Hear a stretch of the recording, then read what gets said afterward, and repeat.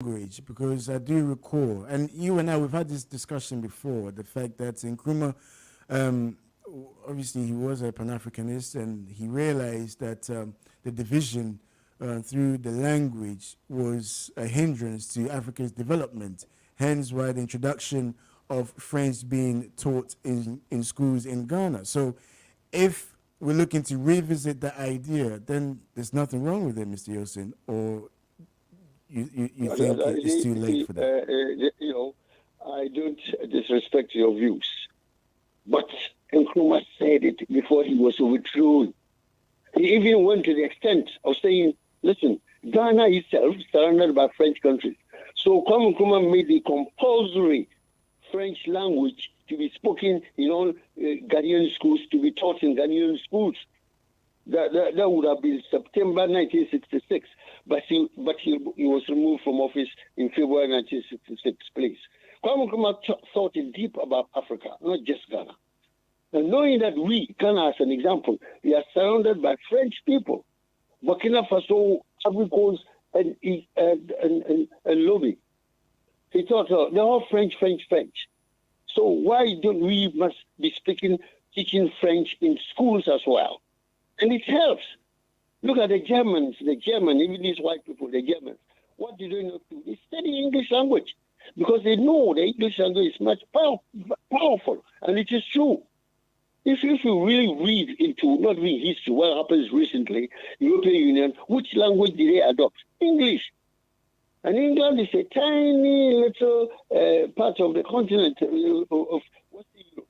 But they took in the English language because they were reasonable and they knew that the English language was very powerful from history. You see, when there was a scramble for Africa, people who don't know history and they bring some funny ideas, scramble for Africa, English people topped the bill. Before the French came second, and before the Germans came, and Portuguese came last. So we must learn from all these things.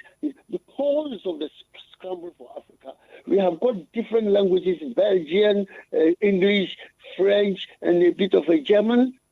It's a big problem for us, for you and me and the listeners.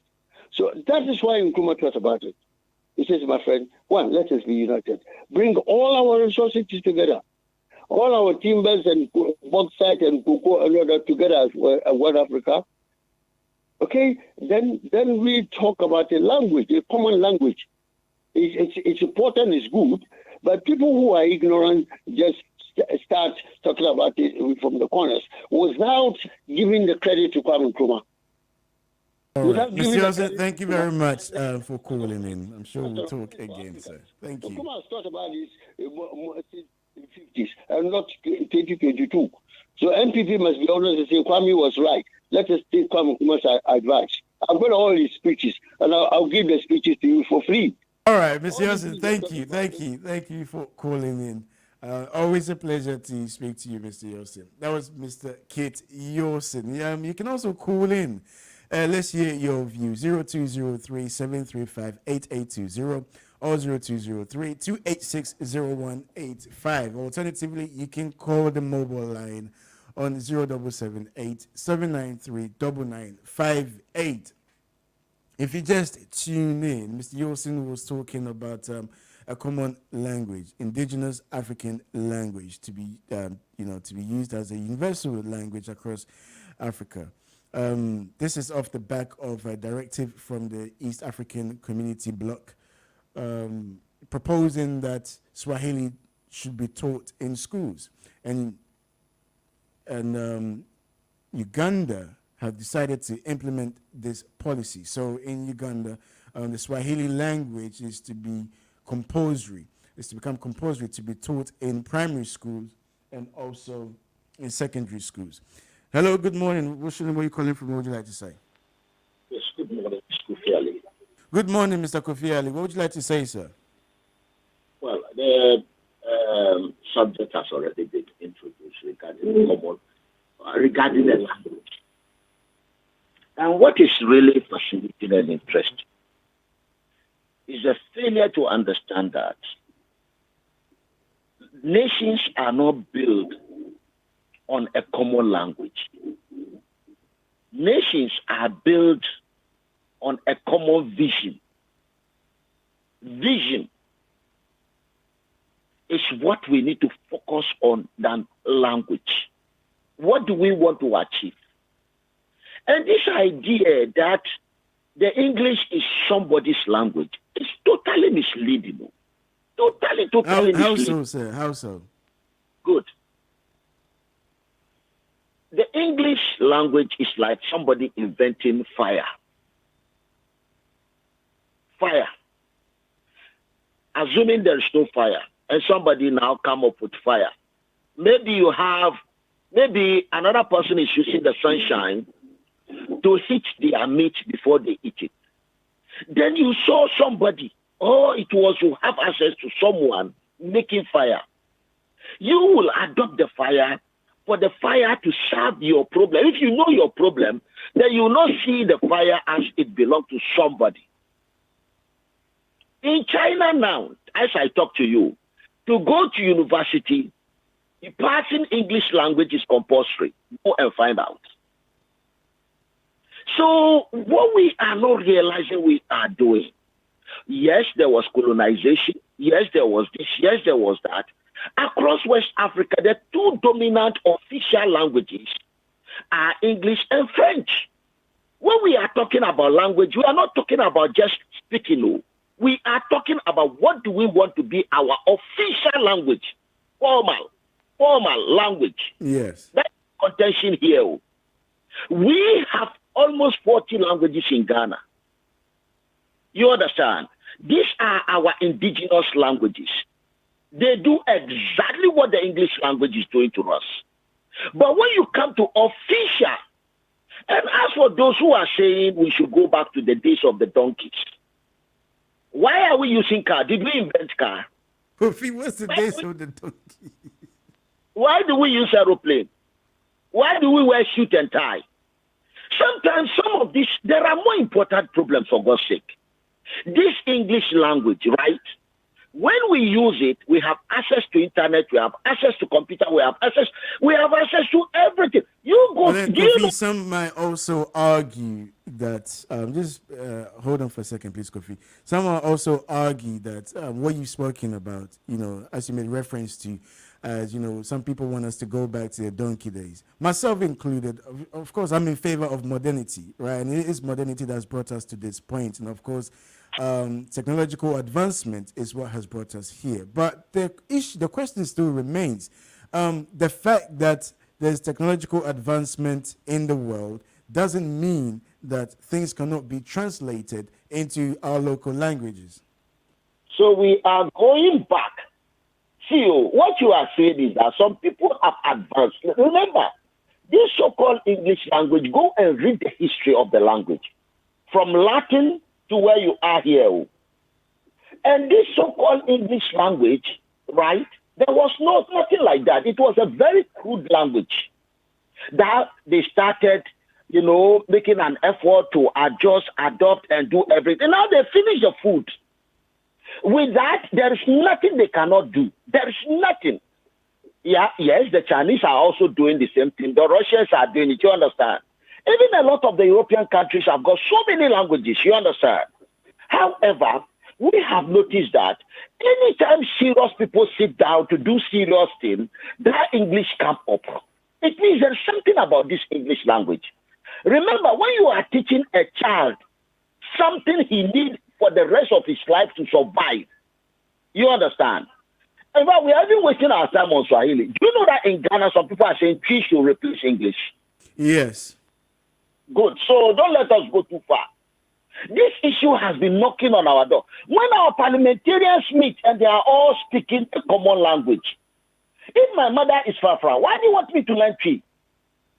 When there is English language that we can all learn. Let us wake up. There are more important problems. The dictionary has been written already. Why do you want to go and write another dictionary? Kofi, this then comes back to the issue of identity and culture and traditions and norms, which I know that you have a strong position on this particular subject. But the fact that across the continent of Africa, there's not one indigenous language, a universal language spoken. Don't you see that as a problem? Because I cannot go to, let's say, Algeria, for instance, and be able to communicate free. Even when I was traveling to Ghana at one particular time, and I had to, I had to do a transit in Morocco, I really found it difficult to communicate. They were speaking French, I was speaking English, and there was a struggle. In the end, I had to wait for somebody who could speak English and French to be able to come and help us in what we needed to do. Kofi, you still there? Okay, looks as if the line has dropped. Mr. Ali, you can call back again. I think he is. Mr. Ali. Yes. Yes. Did you hear what I was saying before the line cut off? Yes, I think even the machine don't like me. Yes. Kofi, let's hear you. I heard you mention that identity. I heard you mention it. Identity. Look, let us stop looking for excuses. That is what I will say here. Right? You see, partly it's our understanding of history that is causing this problem. Tell me, if I, Dagati of Rafra, my identity used to be my tribal mark. Now we are moving on. And then you are telling me to assume the identity of a tree man because of language. My identity is a Ghanaian. We are all Ghanaians. Let us, until we understand there are simple things. Language is simply for communication. Indeed, it has the power to unify people. You understand? It's just like religion, unify people. Economic status is the same thing, tribe, right? Unify people. And language is just a means of communicating who we are. Can you see? And what we are doing together. The danger is that these languages we are using, they are far, far, far behind. Far, far. Where were they sitting when they came to take us as slaves and take us all away? Okay, I have a question, an answer for that, Mr. Ali. An answer? Yes, because you're asking where were they sitting when they came to take us away, and history shows that it wasn't, it's not due to our language or our ethnicity. It was just there were more it was due to technological advancements. The gunpowder, as opposed to what we had. Now, I don't think, Kofi, that our language inhibits us from developing. I don't believe that in one little bit. And the reason why I say that, I use China as an example. Chinese are very cultural. They love their language. And a lot of the things that we use today come from China.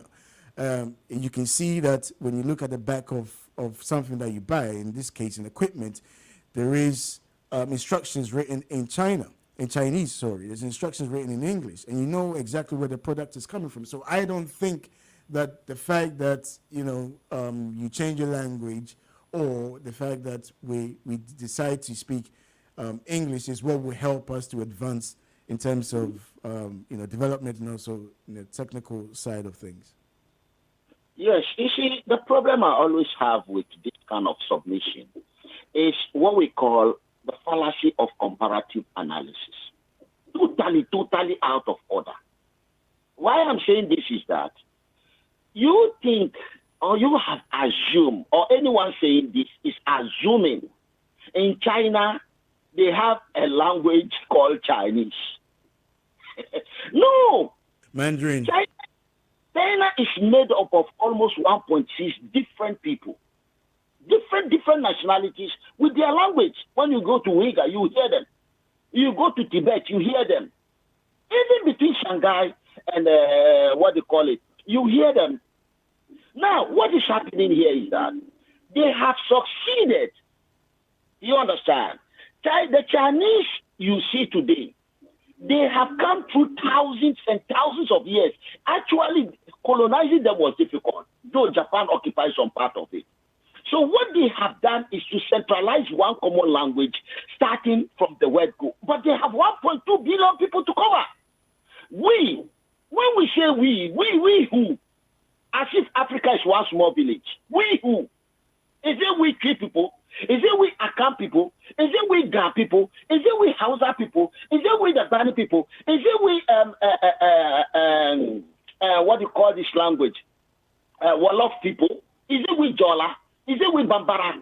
When you travel across West Africa, don't go even to the continent. You will know that wherever, if you go to Guinea, it's Pula. That is a major language. In Ghana, we call it Fulani.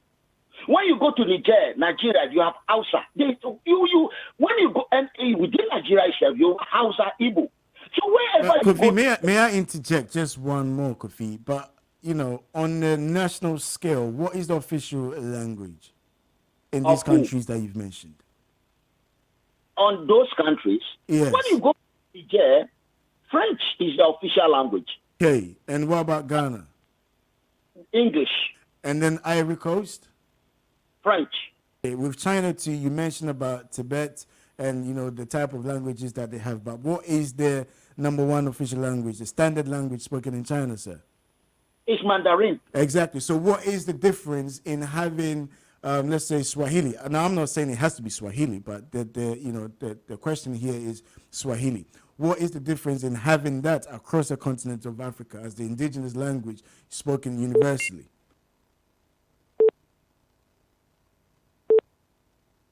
I don't know, but this keeps cutting off. Kofi, I will send you another link because I think what you're saying is important and we should be able to hear you. So I'll send you another link, sir, and we'll be able to speak to you without any interruptions. So just bear with me, Mr. Kofi Ali. Okay, so Kofi, yes. Let's hear you. Let's hear you, Kofi. It's interesting what you're saying.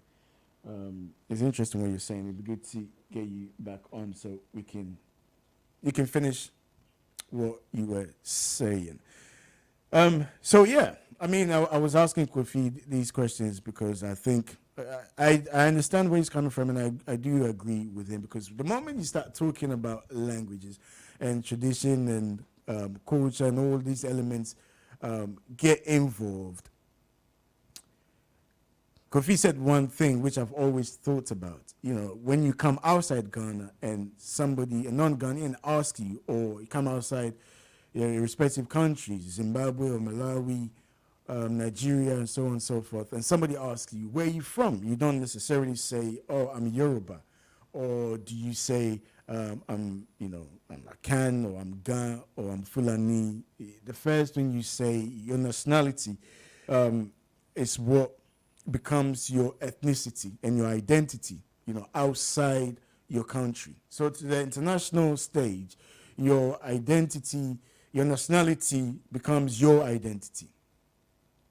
And then once it's broken down, that's when you tend to say, okay, I'm from this tribe or this clan, this is my language. So this is a debate that is still ongoing, by the way. This is a debate that is still ongoing. And this is why a lot of people prefer the universal language of English, because when you step outside of that comfort zone of your country, you're not seen as Hausa man or Gan person or Yoruba or, other ethnic group. It's not your group or your ethnicity that defines you, but it's your nationality that defines you. So you say that I'm Nigerian, I'm Ghanaian, okay? But I do understand where Kofi is coming from. But when it's broken down, you tend to realize that within society, because it is society that makes the nation, but within that society, there are factions. And this is how it is broken down. I will be in favor of an indigenous language, not because for my hate for English or French in other cases that it may be. I will be in favor of that because I think that sense of identity is so important, is really, really important.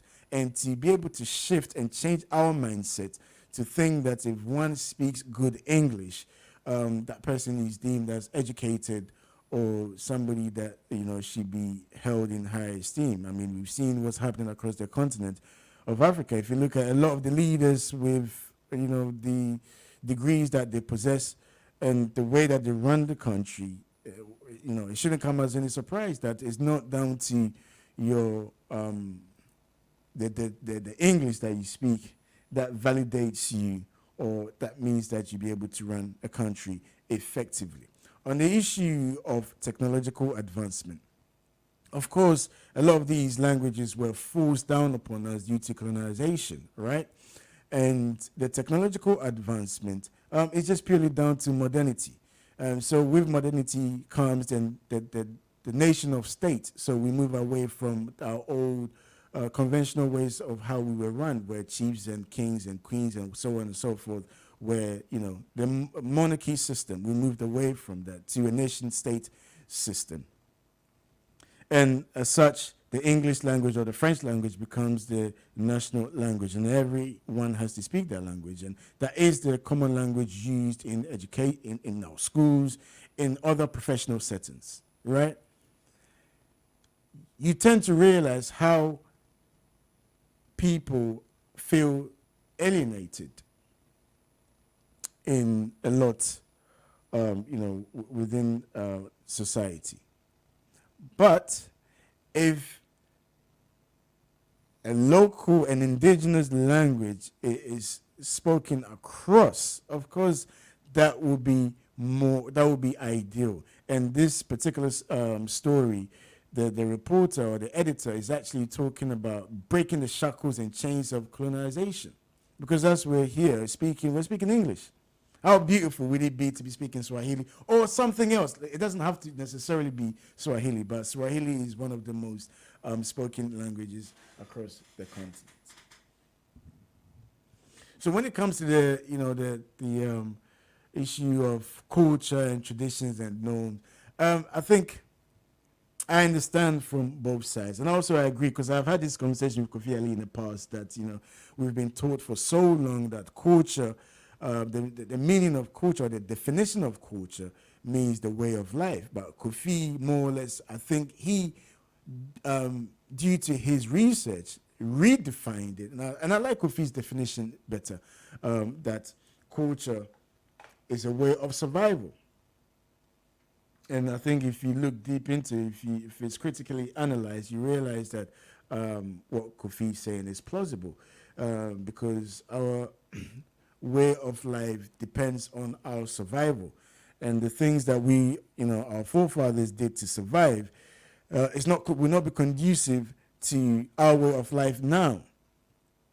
So, for instance, now we have cars. In the days they would probably had horses. Now we have guns, sophisticated guns.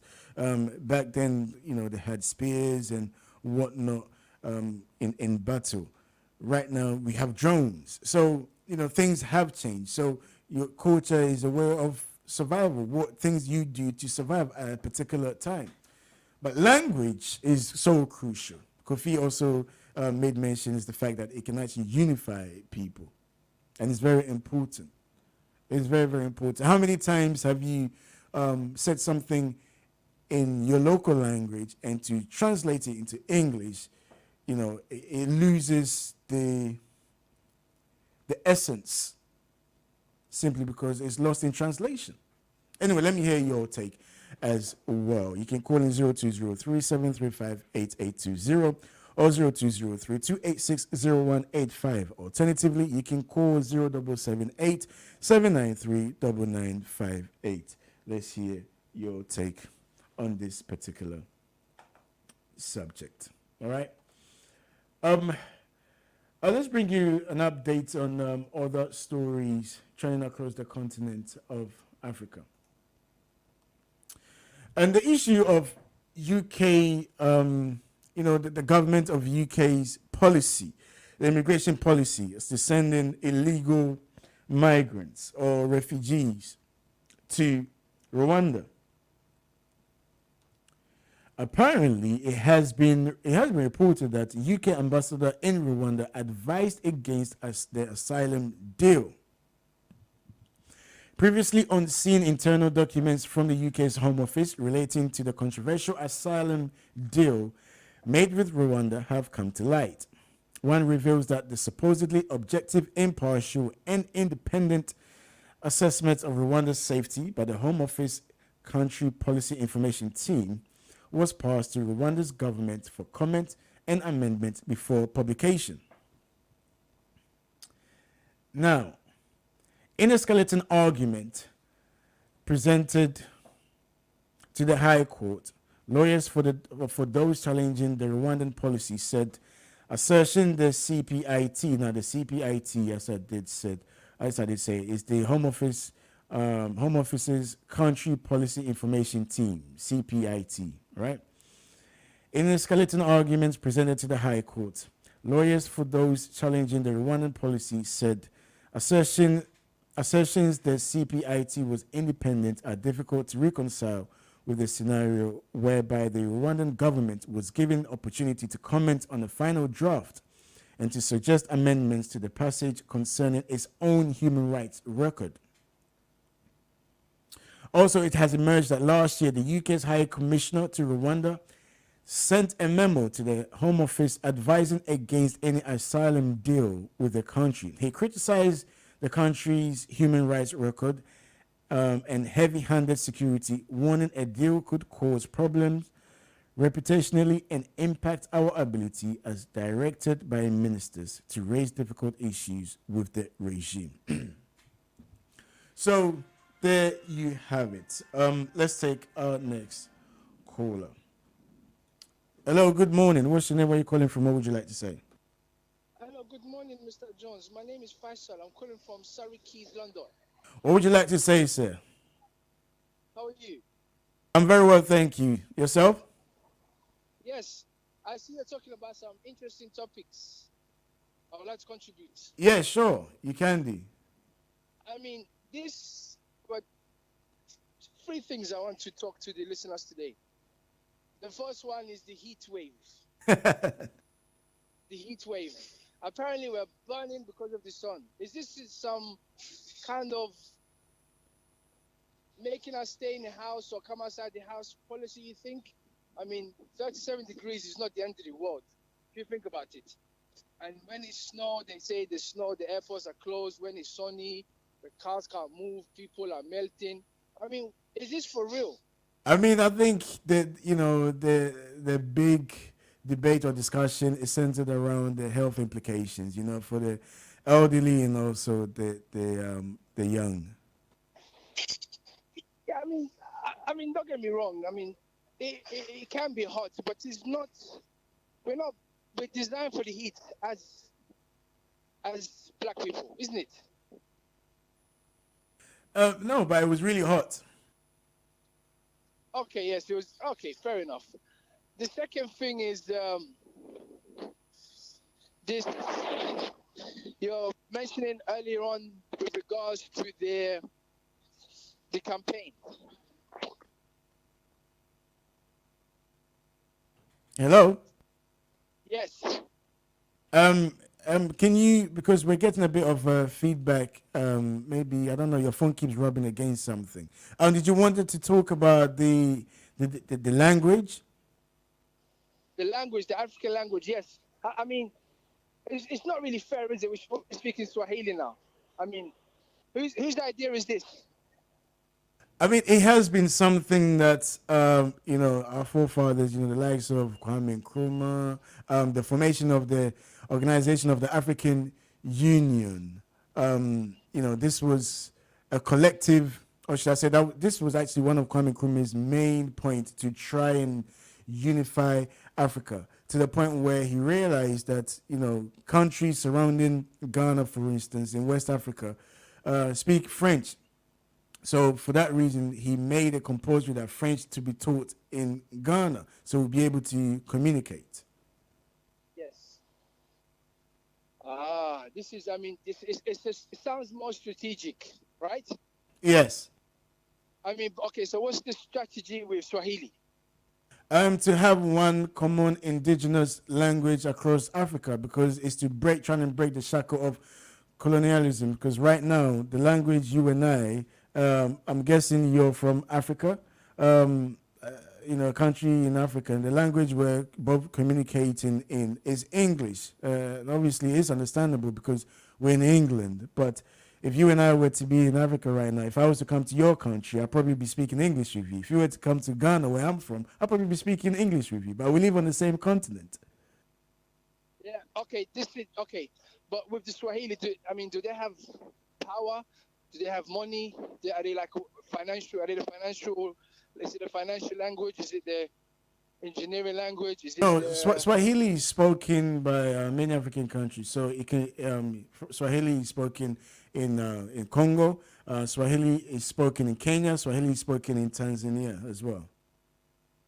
So 3 countries. It's more than 3 countries actually. Okay, so it's the most common amongst all the African countries. I believe that's what you're saying. Majority of the African countries, some of the African countries. And how do you feel about the Swahili yourself? How do I feel about it? I don't think it's the language itself. So you asked about how many countries. There's more than 14 countries speak Swahili, Rwanda and Congo as well. So it's spoken across some of these, across African countries. I don't think it's a language as such. It could be any language, but provided it's an indigenous African language, I think that is the question here. But obviously, because Swahili is spoken, in more than 14 African countries, this is why it has been put forward. Did you say 40? 14. 14, yeah, which is the most common. So we just pick the language that everyone speaks the most, and we use that one to go ahead. I think it should be more based on the most advanced African country or language. If you think about it. Okay, just hold on for a minute because I'm gonna take a break. Those listening to us on Tunein, we're going for a break. The conversation will still continue on our Facebook page, so do stay tuned. Carry on, sir. With regards to, wouldn't it make sense to follow the country that has the highest GDP, so we can copy their infrastructure and how they're advancing, and hence learn from them and speak their language than just speak the most common language? I mean, I understand where you're coming from, but in relative terms, if you look at a lot of the African countries, their GDP, I mean, it's not anything to write home about, realistically.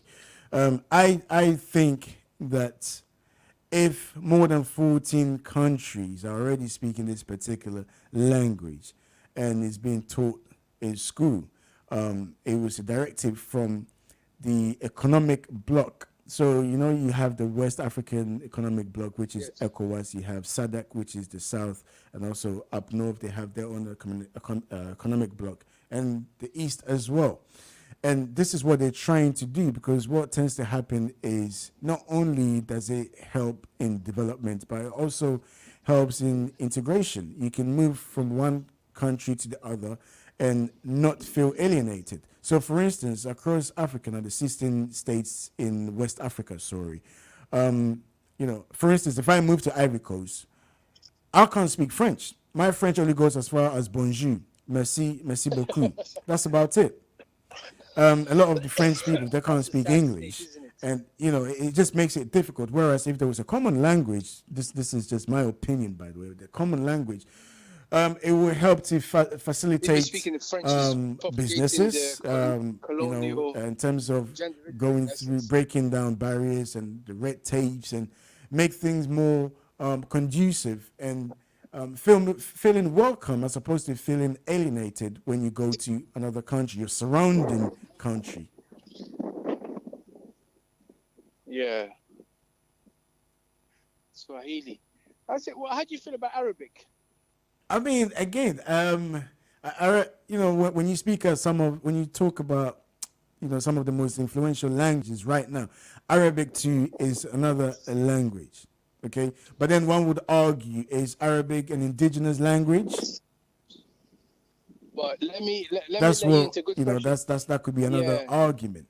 It's an indigenous language, and I think the main point of the main point of the discussion here of this particular article is to break away from anything that was enforced or imposed on Africans. I think that is what is, the core message is here. But believe it or not, I'll let you into a secret. Are you listening? Yes, I'm listening. We're all listening. Over 20% of Swahili, if not 50, is made up of Arabic. The Swahili language is influenced by the Arab traders from all those years ago. And if we break down the language itself, you find out that the root language of the Swahili is Arabic.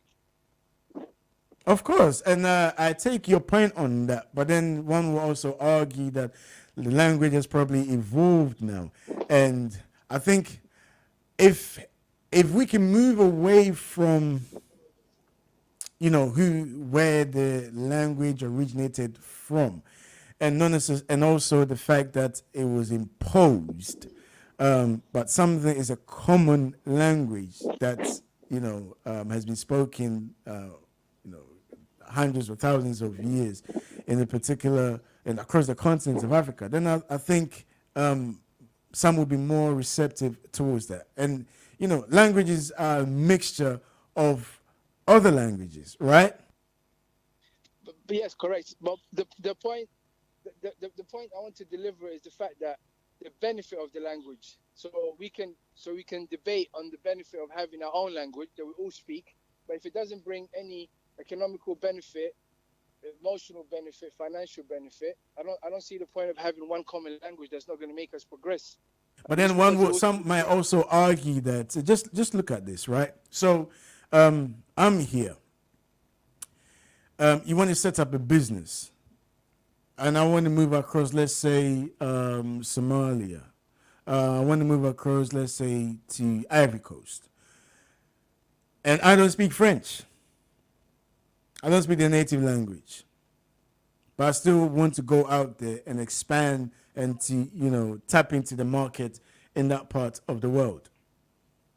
Okay, so unfortunately, the caller has dropped off. But thank you very much for calling in. I think on this side, you're talking about the economic benefits. And everybody wants to go to somewhere that they'll be able to do business and do business effectively. And I keep bringing this, my interview with the Minister for Britain, for UK's Minister for Africa. I keep bringing this up because I think it's important to this. And one thing that she made, one point that she made was that it's easier to do business in Ghana. She started by saying the relationship Ghana has with Britain. And there is, a big diaspora, Ghanaian diasporas here in the UK. And the common thing we both share, is the language factor. And so the Brits feel confident, feel more at ease when they do business with Ghana because there's a common language, and that breaks a lot of barriers. So language is very, very important. It's really, really important. And if you're asking how can we benefit economically, this is how you can benefit economically, because when things are written down, I don't need somebody to interpret it for me, or there's gray areas where I don't understand. It's there in black and white. I understand it. You understand it. And we can both benefit from that. Keep your thoughts and comments coming in. Now, before we had our caller on, I was speaking about the UK's policy to do with sending migrants to Rwanda. And it has come to light that the UK High Commissioner to Rwanda actually sent a memo to the Home Office advising against any asylum deal with the country, where he criticized its human rights record and heavy-handed security, warning a deal could cause problems reputationally and impact Britain's ability, as directed by ministers, to raise difficult issues with the regime. And I think what the British High Commissioner to Rwanda is trying to allude to here is that you get in bed with the devil, then how do you then turn around to reprimand the devil? I think this is what they're trying to say here. Of course, we said this when the story broke initially. We said, look, the West always see Rwanda as a country that has a poor human rights record. every given opportunity, every interview. If you look at Paul Kagame's, the president of Rwanda's interviews, right, on YouTube, for instance, I can bet my house on this that 90% of the questions by foreign media is about the lack of democracy and also human rights. Appalling human rights record. Okay, so that is the picture that has been posed, has been painted by, when that has been attached to Paul Kagame. Then all of a sudden, the UK saw it fit to sign a deal with Rwanda to take refugees to Rwanda. And then it raises the question of how can you trust this person that you've painted to the rest of the world? And it made him out to be somebody who's an authoritarian figure, a strong man, who does not believe in your values, your core principal values of democracy, and is seen as somebody that opposes your system. But you saw it fit to take vulnerable people into his country. So it has come to light that the British High Commissioner to Rwanda did actually warn the Home Office. And on to Kenya. I keep saying this, that the 9th of August, Kenyans will be going to the polls to elect a new president. Kenya's opposition leader, Raila Odinga, says no one will be spared in an anti-corruption campaign he promises to implement if elected president in next month's poll. Mr. Odinga is making his 5th and final attempt at the country's top job. Now, he's 77 years old, Mr. Raila Odinga. He said that at his age, he doesn't intend to vie again, but he would still have much to do even if he isn't elected. And I quote him, he says, I've been out of active politics, but the African Union appointed me as the High Representative on infrastructure, and it's kept me very busy. He goes on to say, should he win, he will focus on fighting corruption. Kenya's president has said that the country loses more than $16 million, which is in pounds, $30 million a day to corruption. And Mr. Odinga says, no one is indispensable. If I'm found to be corrupt, they should deal with me, he said, citing the South Korean example where President Park Geun-hye was impeached and jailed for nearly 5 years for corruption. On the economy, Mr. Odinga says he will introduce austerity measures and seek to reschedule foreign debt to ensure the country does not default on repayment. Wow. It seems like a song that is sung across every African country, the issue to do with corruption. And I know for a country to lose £30 million a day due to corruption, my goodness. So that's from Kenya. That is from Kenya. It's interesting, isn't it? On the promise to deal with corruption. Now, on the story of the Marburg virus, Nigeria's Center for Disease Control says is on a high alert following Ghana's confirmation of 2 cases of the deadly Marburg virus, a highly infectious disease in the same family as the virus that causes Ebola. In a statement, the NCDC says Nigeria has the resources for prompt identification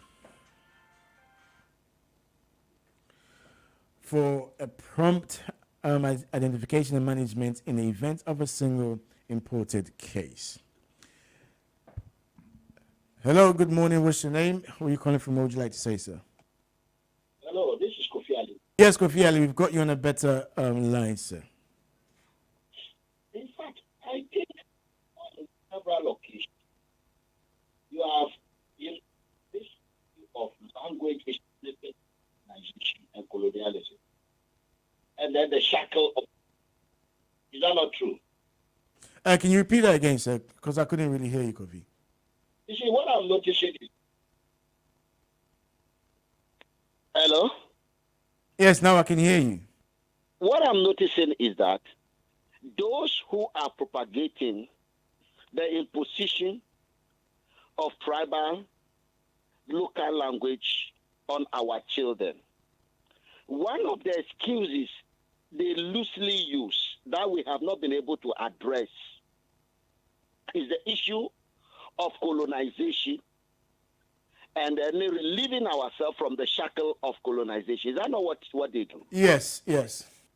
Good.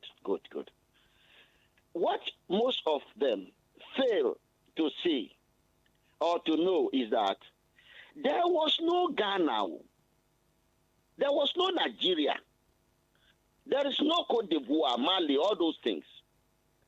It was imposed on us. There were war. Go and read about Anglo-Ashanti War when Ghana, what you call British Gold Coast, was being formed. There were serious beheading and heading. So, what we have as a country now, forget about the language, was imposed on us. What are we doing about that one? Hello?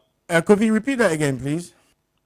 You see, in the past, you have Ghana land, the Banding land, Ashanti land, and this land, and everybody has got their place.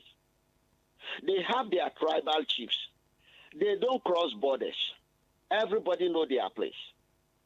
At the time, the Europeans finished their slave trade and they wanted to create an environment that will work for them.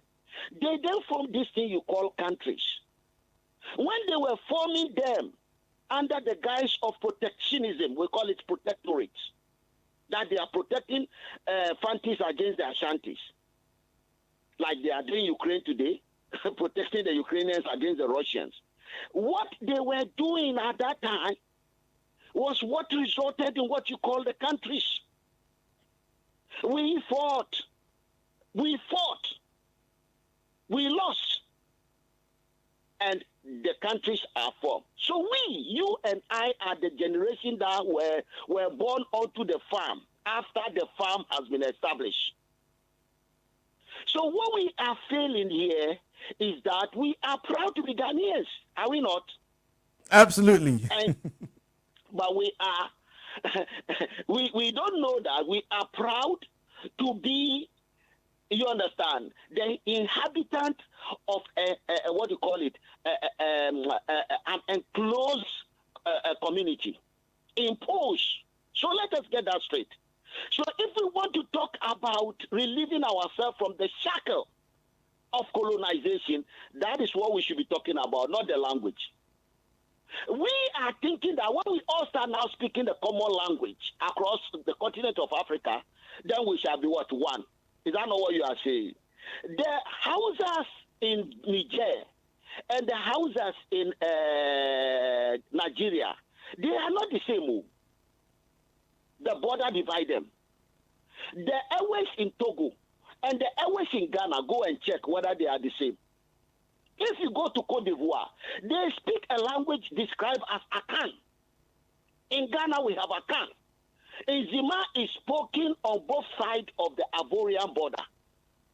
We even remember they call Kwame Nkrumah an Ivorian. Mm-hmm. Does it make them one? Language is not what makes people one in itself.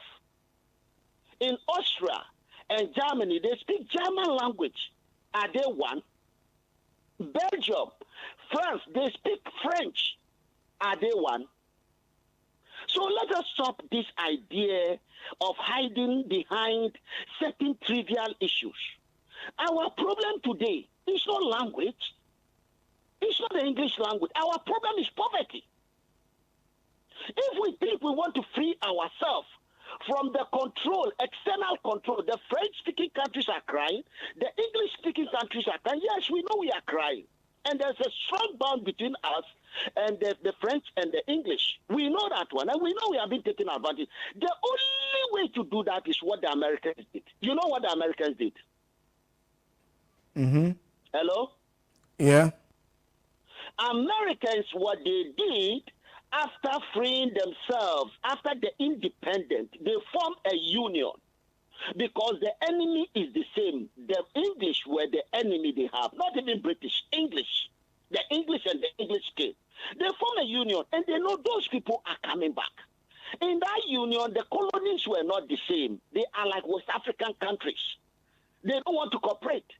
At a point in time, Abraham Lincoln, a different generation, used another means to force them. That is why they went for the Civil War. Now, even Britain cannot do anything without going to America first. But Americans still speak English. So let us look at where we are getting issues wrong. No, but Kofi, hold on. In the case of America, Americans are not indigenous. The indigenous Americans are the Native Americans. The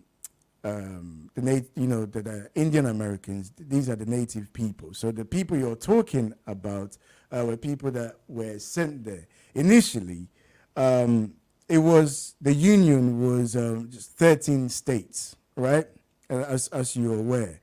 And the 13 states went about killing the indigenous people because they wanted to take over the land.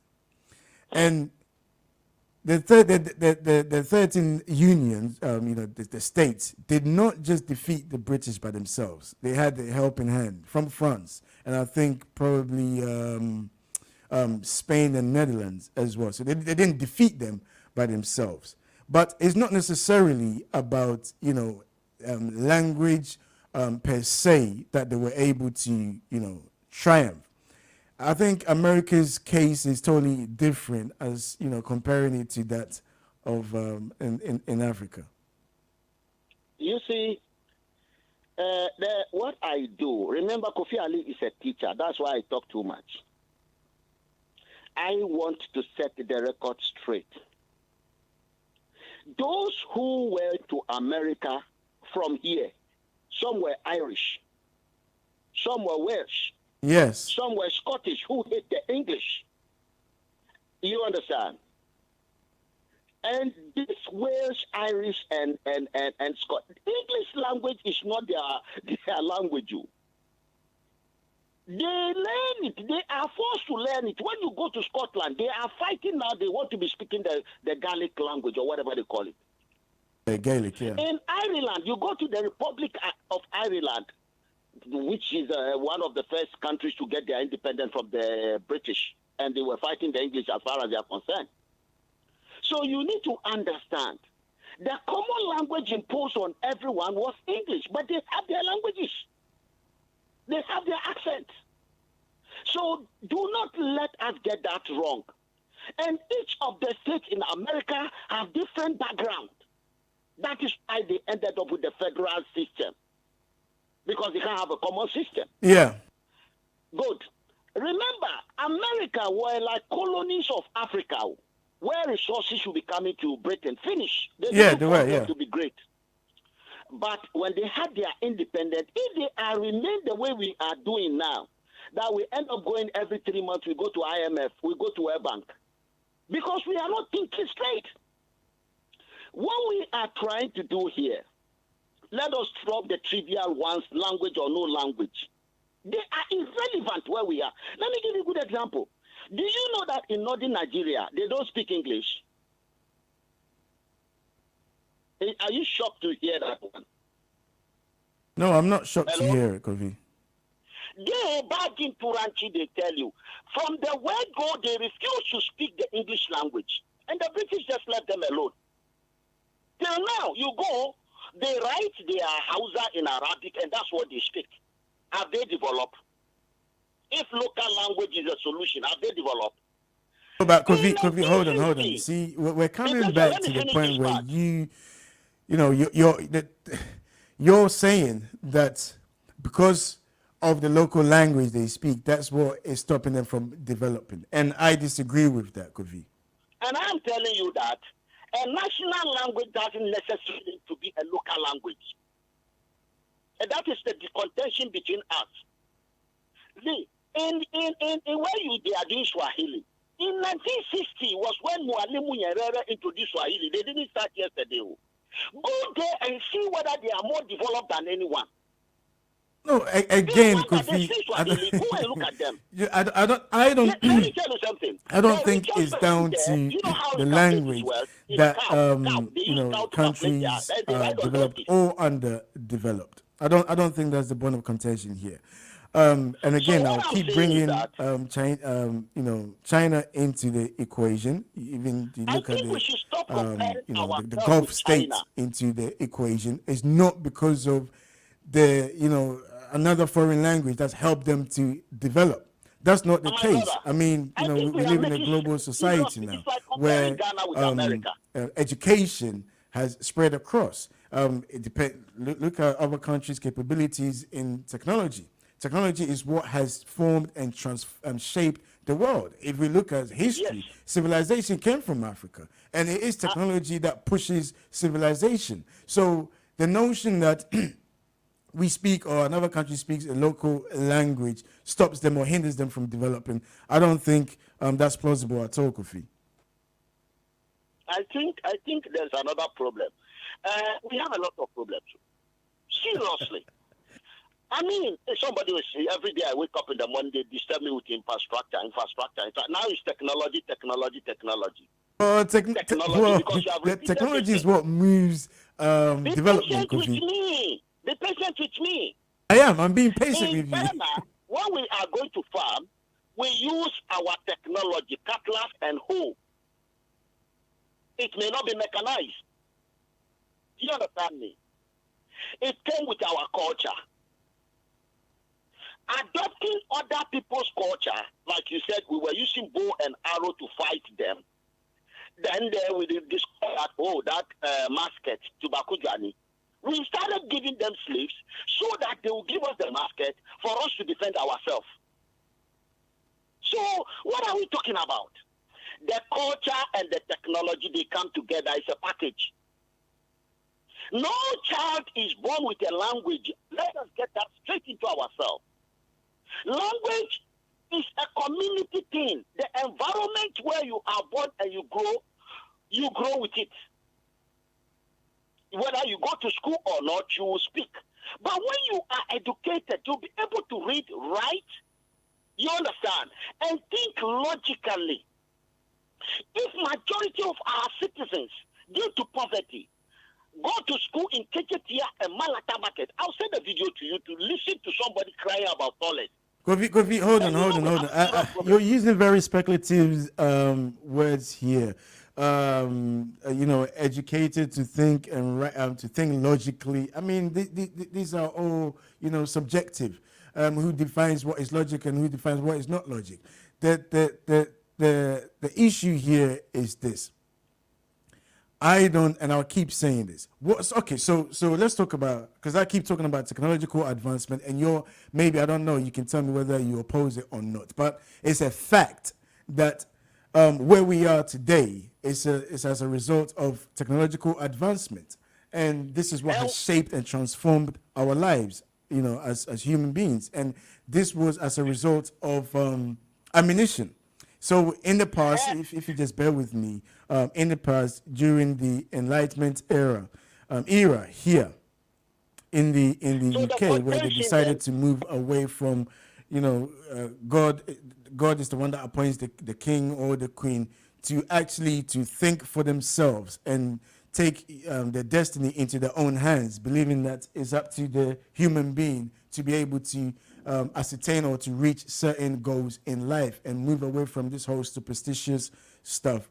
Kofi, this was when the mass production of ammunition came to be, because it has always been human beings or man fighting for the possession of lands, and it was technological advancement that enabled a lot of countries to be able to to become world leading.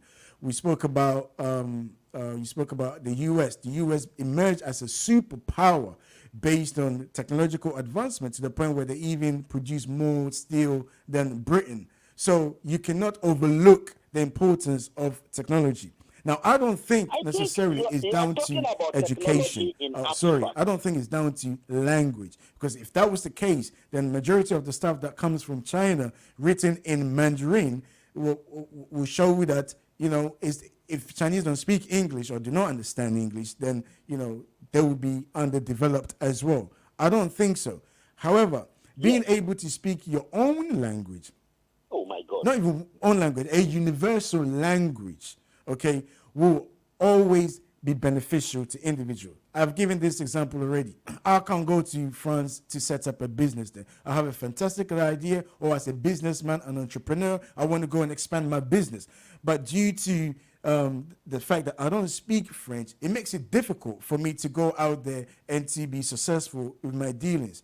If there is a universal language that is ably spoken across different parts of the continent, surely as as a business person, I'm able to go there and perform my business. And what does that do? That does help, and to also make contribution to the development of that particular country. But I'll come back to you, Kofi. Let's take another caller. Hello, good morning. Good morning, my gentleman. How are you? I'm very well, thank you, sir. And yourself? Good. I want to go to our local language. Please do. Yeah. My dear one, first of all, you're from Opinion Yankwa. Thank you for coming on. Yeah. Opinion action send na, in fact, many yarding one sem na walk. My opinion, any languages and a map of my tumpo.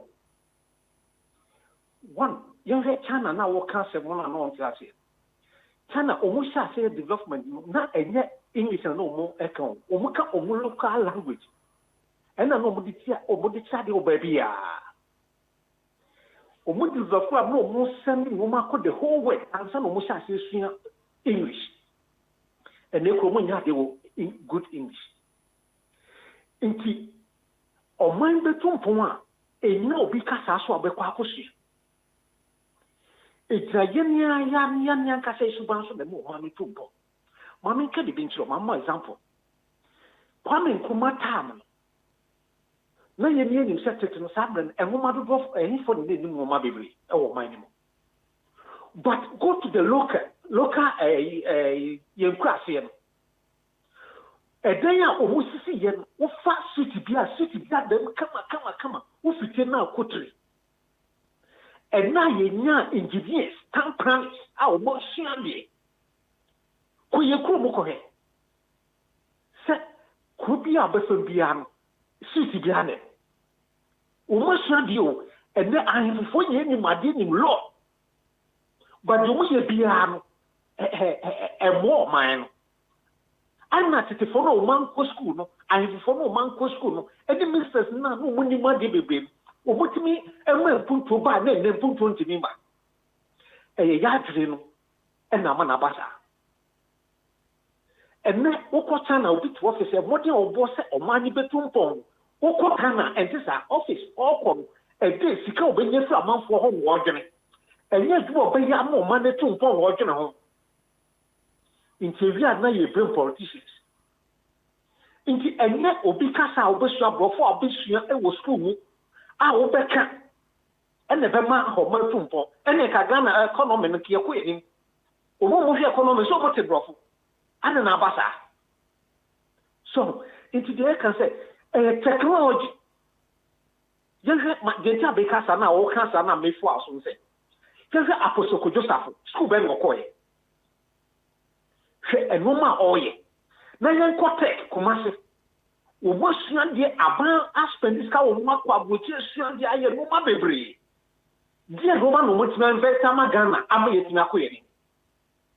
Simply because technology made the mind, or the Mawa, or the Mawa no develop not a co him. Manu example, Mianka Sadam here to Mao, company do Ghana. Omoko Fabro need be free, Germany by. Near see a machine be a mamma. Omuma Brunin scar those days, no, Nantis, no.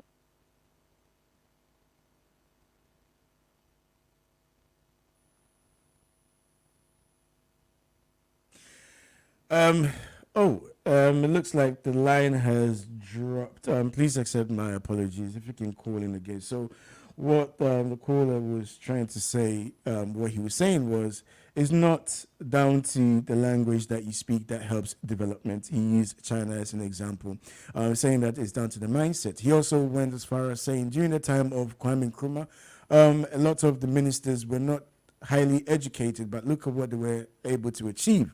Then went on to say, look at, in our time now, a lot of these politicians or government officials are highly educated, but look at the economy, look at how they're running the respective economies. And he gave Ghana as an example. And then he also said he agreed with me to the point that it's about technology.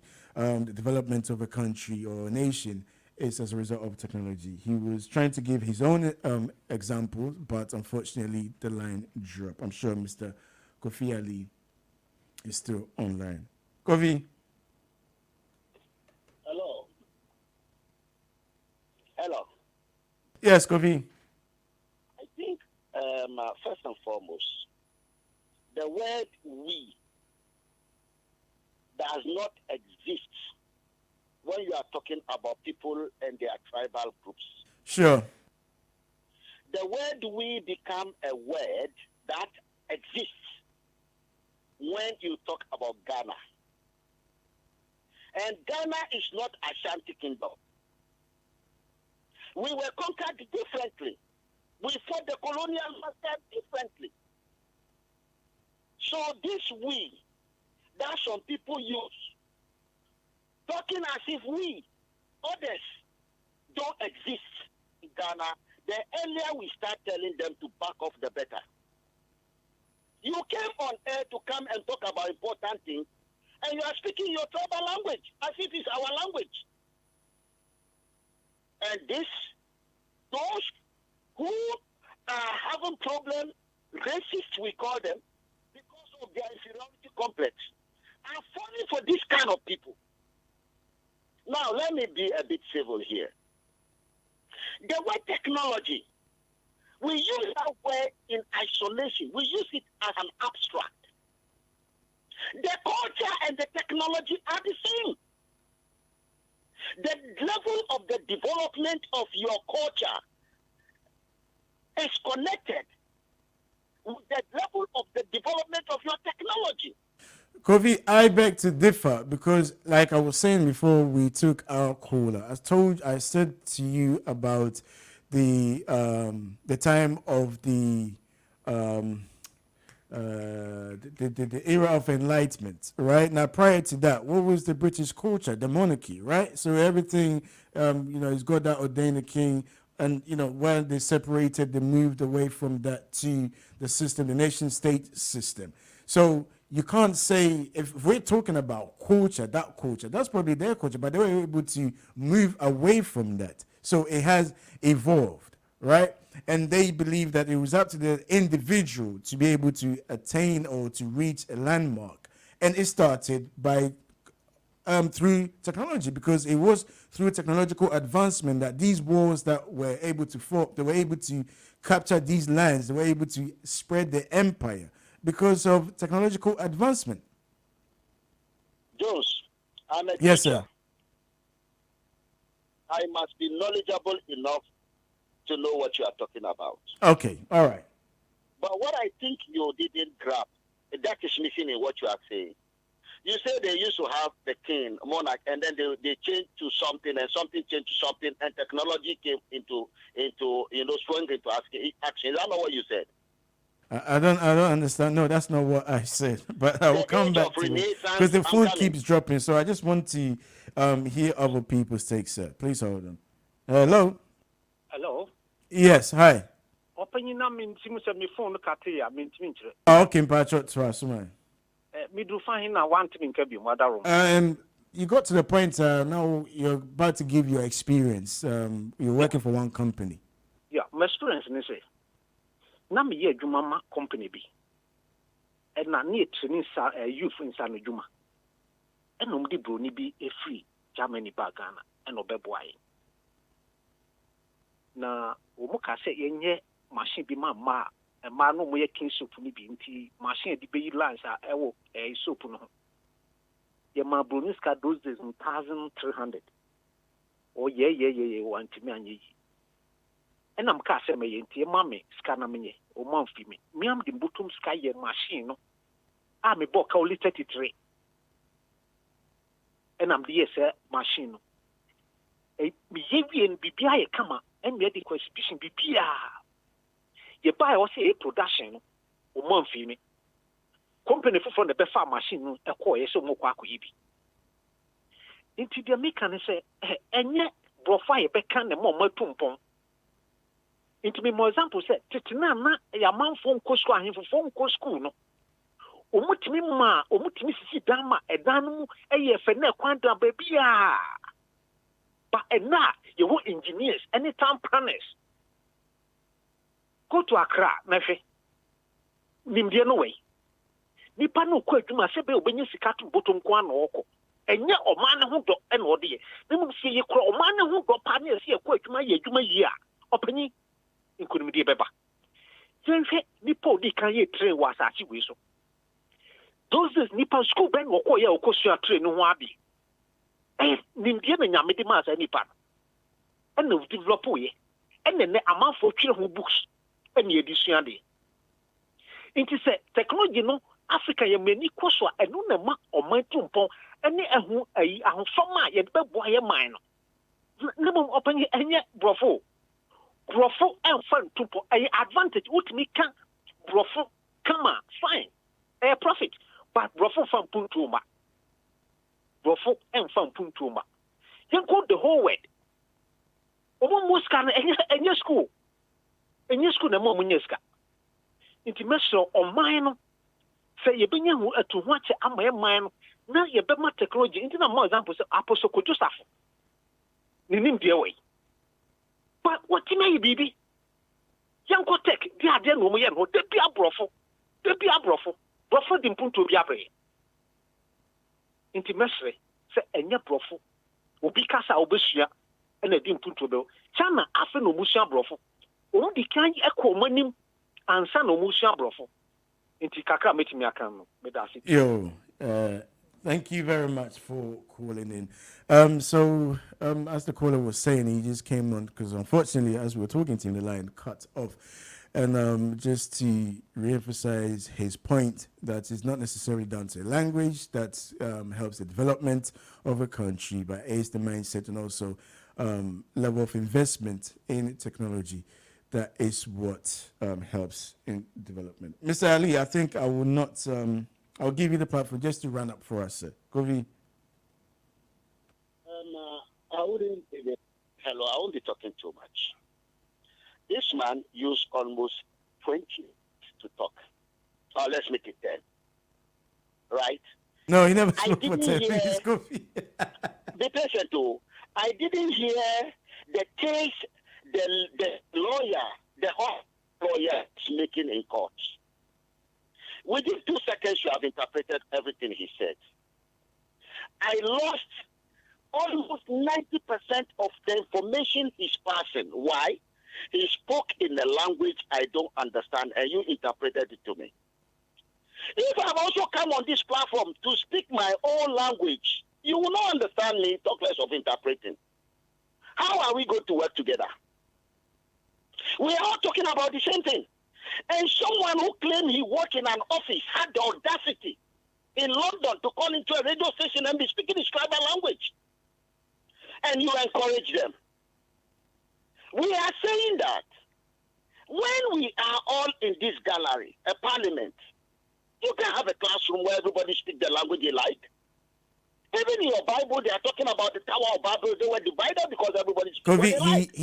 The man called and asked me, please, he would like to speak in a local dialect. And I said, sure, he can go ahead. But then he asked you for a favor.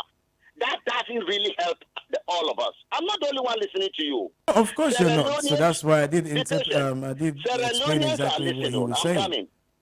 Gambians are listening. Kofi, that's what I'm saying. That's why I did. I mean, listen, Kofi, we all watch the news, right? You watch the news. in Ukraine, when Russia decided to invade Ukraine and went to Ukraine, and some people couldn't speak English, you have voiceovers, people explaining what the point of view that they're trying to get My across. brother, So why there's do you nothing wrong with that. See. I don't want this to be a serious issue because we are talking about the connection between technology. Uh-huh. Do you understand? Yes. And cultural transformation. Uh-huh. Yes. Renaissance is about cultural transformation, which you mentioned earlier. And the cultural transformation has to do with adjusting certain things within the culture that was there. And relaxing on those things allow liberty. It allows people now to start moving. And then you had advancement in technological progression. That is what the summary you told you, the summary of what you said when you were telling me about the technological advance. So you can see that there's a connection between the technology and the culture. What we are saying is that where we come from today, and for your information, do you know that 80% of Ghanaians only communicate in their tribal language, and mostly this man came here speaking that tree. Go and check. And when you go to where they live, it's very filthy. Very, very filthy. I don't understand, Kofi. What I'm saying is that if you have people of this type, how can you give them job? How can you give people like this job who cannot read and write? What do you mean, people like this? I don't understand. Who are you referring to here? What I mean, people like this. Ghanaian economy today is an informal, highly dominated economy with seriously unskilled labor. Yes. The kind of challenges we have now, highly educated people, because high-tech work with highly educated persons. And these jobs we are doing, building of road, they are capital intensive. Seriously. Now, we want to use these things effectively. Some are saying, no, we are struggling and we can't catch up and we can't do anything, whether we are importing or we are producing, with 80% of our national consumption is imported. We export far.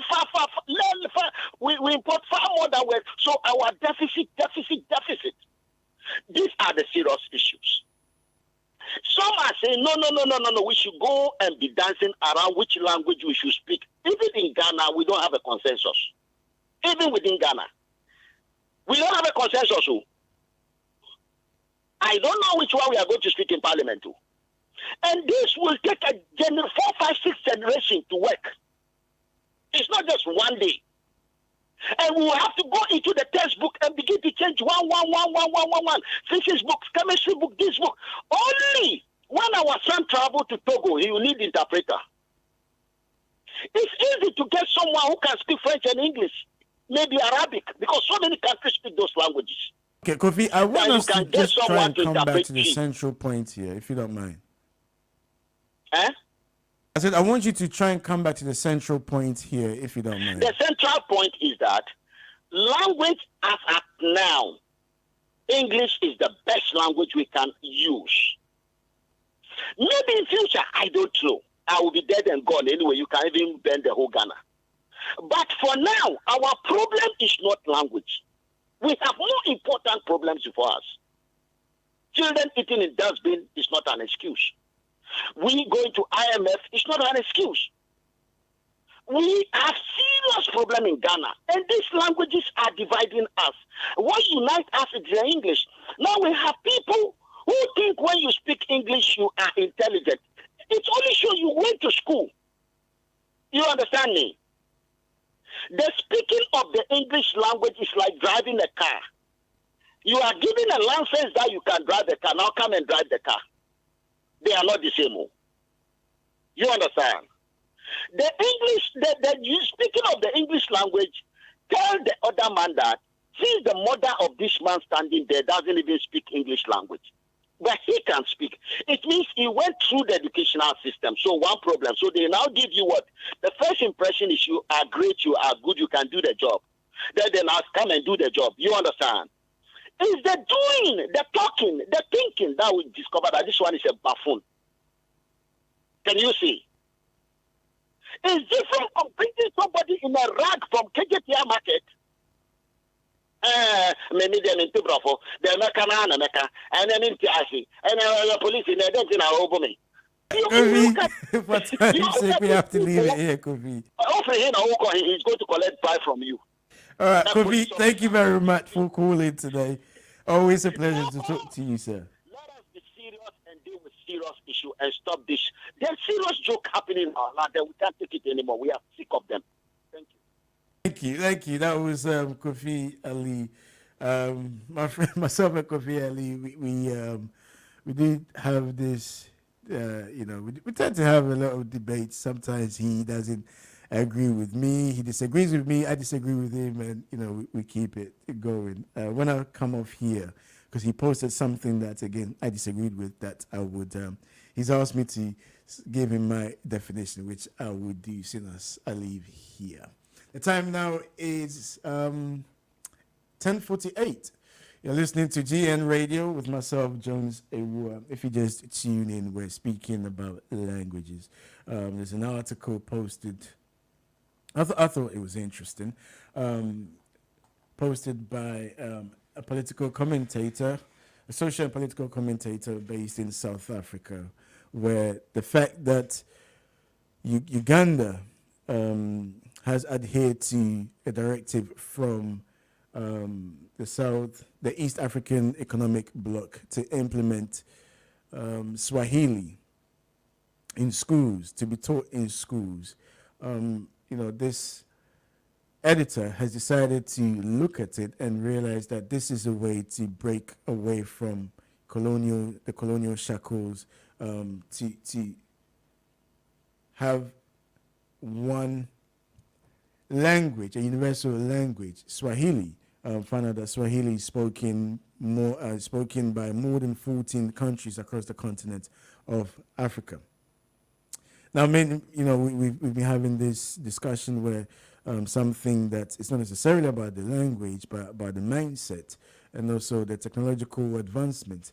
Kofi Ali also came on with his views, which I enjoy talking to Kofi Ali. I enjoy talking to him. I think he always presents, an alternative, which helps with the ongoing debate. You also have some people that have sent me text messages. I need to read them out, saying that they oppose anything anti-Western. That if it's indigenous language coming from Africa, then he's all for it. This guy goes by the name of James. And then earlier we had Pfizer on the phone saying that if it's not going to be economically viable, then he doesn't see the point. Then it would be best to adopt a country that, economically is strong across the continent of Africa, or in the continent, on the continent rather, to be able to use their local language. Let me hear your take on this, where you stand on this particular subject. Mr. Kejioson also came on and said this is an ideology introduced by Kwame Nkrumah. But the political party at the time, which he alluded to be the NPP, objected to this notion. Because everybody knows how Kwame Nkrumah was a Pan-Africanist, wanted the unification of Africa. I mean, when it comes to the issue of language, it's very complex. It's really, really complex. And I think probably this is where I might agree with Kofi Ali, because whose language? Language in Africa is so diverse that who? Are we going to use the ones that the more dominant tribe?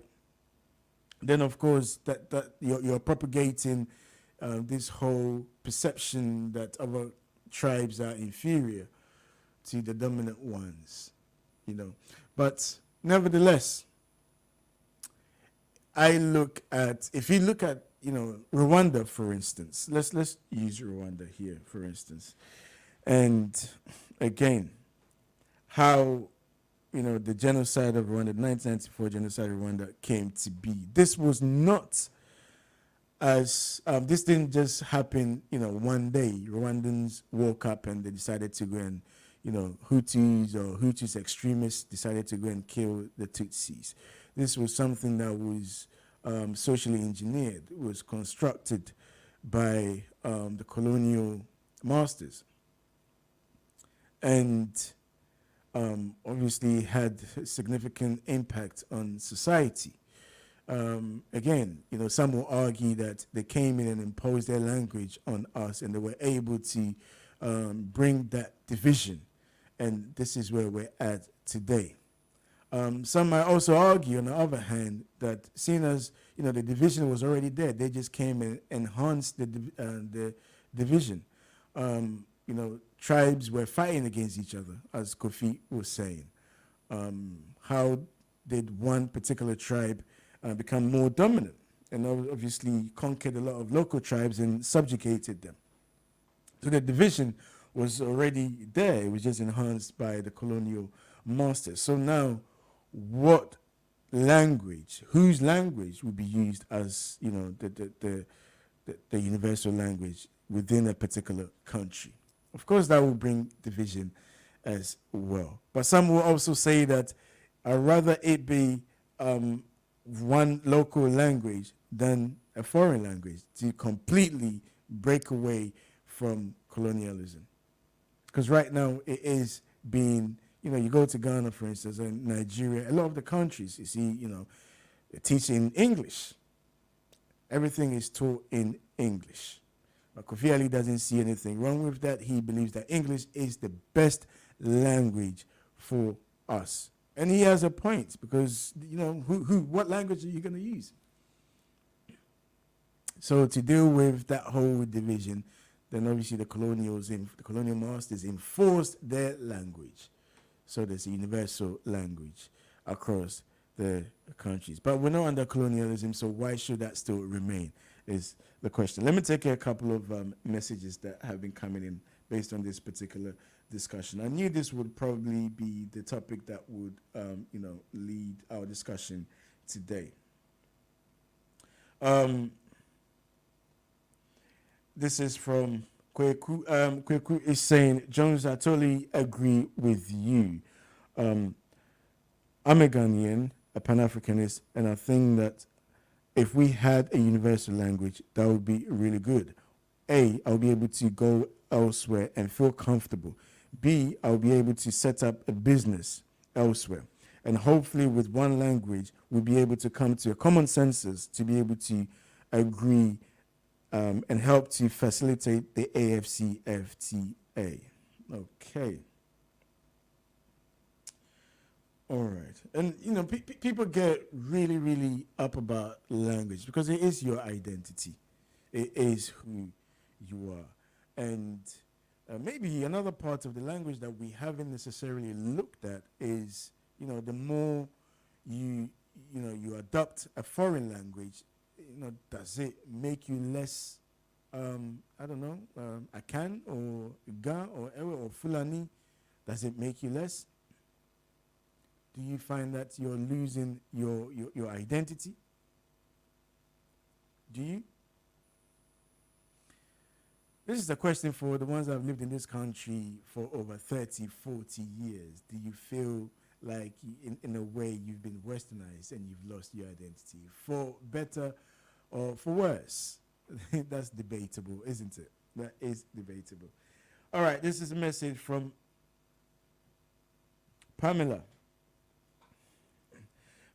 Pamela is saying that, Jones, I kind of agree with Kofi Ali's assertion. If in Ghana right now, if we decide to go for one language, what is it going to be? English is the best language for Ghana right now. And even in terms of technology, where is it coming from? It's not from Ghana. It's coming from outside. So I believe that right now the situation Ghana finds itself in, to talk about language, English is best. Okay, that's from Pamela. I don't want to keep saying I disagree. I mean, everybody has an opinion. Everybody, it's your right to share your views. And this is why I encourage you to call in. Okay, I encourage you to call in and let's have a discussion on this subject, because one way or the other, it affects us. My belief is, to me, it doesn't necessarily matter what the language of the time is. Right now, the world, thanks to globalization, and I know, anti-globalists will hate me for saying this, thanks to globalization, the world now is a global village. Excuse me. Need to drink a bit of water. Pardon me. Thanks to globalization, now the world is a small place. We see things happening in real times. And it's technology that has been able to facilitate that. It's technology that has been able to make it happen. So in the past, people moved from places to places on donkeys, on horses, and then trains came in. It increased productivity, which helps the economy. Now people can have meetings on Zooms. You don't need to fly out to some, and everything. And every day technology improves, so does society. So for me, technology is key. Technology is crucial in everything that we do. But most importantly, it doesn't matter whether you speak English or you don't speak English. That would not necessarily improve your, when it comes to your technological advancement. That would not inhibit, I should say, your technological advancement. It wouldn't. The fact that, the notion that if you don't speak English, then, you're left behind. That's not the case. That is not the case. I don't believe that is the case at all. Because you don't necessarily have to speak English to be able to work a phone. Even now, phones are being translated into local dialect to give you a better understanding of how to operate certain machines if it doesn't fall, or if you don't speak the same language that, wherever it is, or where the particular equipment was manufactured. Well, keep the conversation going. This is GN Radio UK. My name is Jones Awuah. I'm here Mondays to Wednesdays. Make sure you do make time and join us. And some of the stories that we couldn't get to, hopefully next week we'll be able to address those stories. As I did mention, Algeria has signed an agreement with Italy to provide Italy with gas, okay, which is a big story. But I'm done for today. Whatever it is that you're doing, do look after yourself. This platform is for us to come here to talk about issues pertaining to Africa. All right? All the best. I'll see you next week. It's goodbye.